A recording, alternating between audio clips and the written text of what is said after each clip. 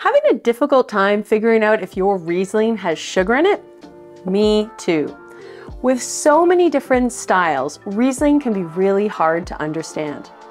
Hi, I'm Master of Wine Christine Marsilio and Head Wine Educator for Wine Folly, and I'm here today to figure out what we need to know about Riesling.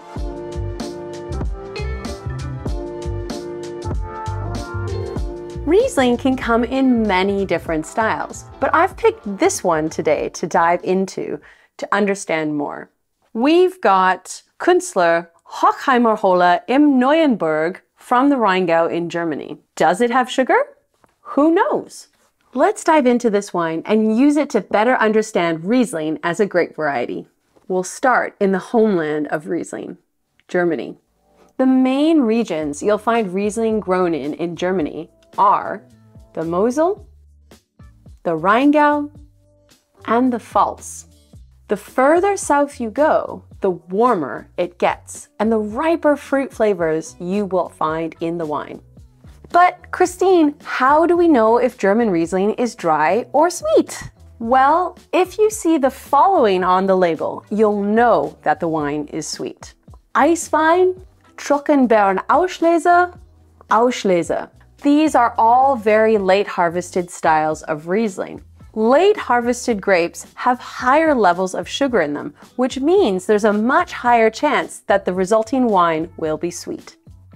Let's take a look at our German Riesling to find some clues about its sweetness level. As you can see, this wine is from the Rheingau, but that doesn't really tell us if it's sweet or dry. There are a couple of clues though on this bottle that will help us better understand this wine. First of all, you can look for the word trocken, which means dry in German. And you can also check out the alcohol level. If it's above 12%, there's a very good chance that that wine will be dry. If I spin this bottle around, we can see on the back that it does indeed say trocken.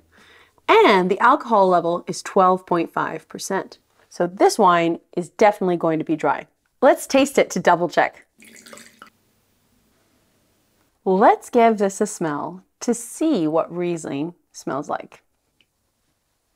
Wow, it's really aromatic with notes of jasmine, white peach, lemon zest, and wet slate. Pretty much what you would expect from a pretty cool climate wine. It's even starting to develop a petrol or kerosene aroma, which is the archetypal aged aroma of Riesling. Okay, let's give it a taste to find out if it is dry.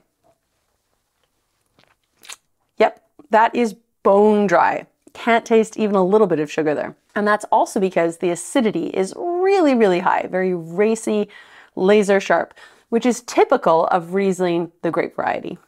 This also has a really long kind of mineral finish, which is really typical of a very high quality wine. Whilst Germany is really the homeland of Riesling, you can also find it in Alsace, France, where they make mostly dry Riesling with intense peach and red apple flavors. The Clare and Eden Valleys in Australia make mostly dry Riesling with intense aromas of lime, lemon, and petrol. And Washington State in the US, where Rieslings range from dry to sweet with delicate aromas of jasmine and apricot.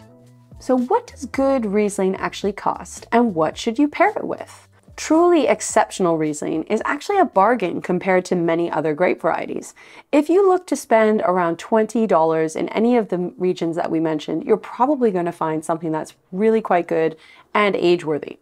For some of the finer and rarer wines though, you can expect to spend upwards of 10 times that for some of the best wines in the world. Riesling is a great match for many foods because of its really high level of acidity.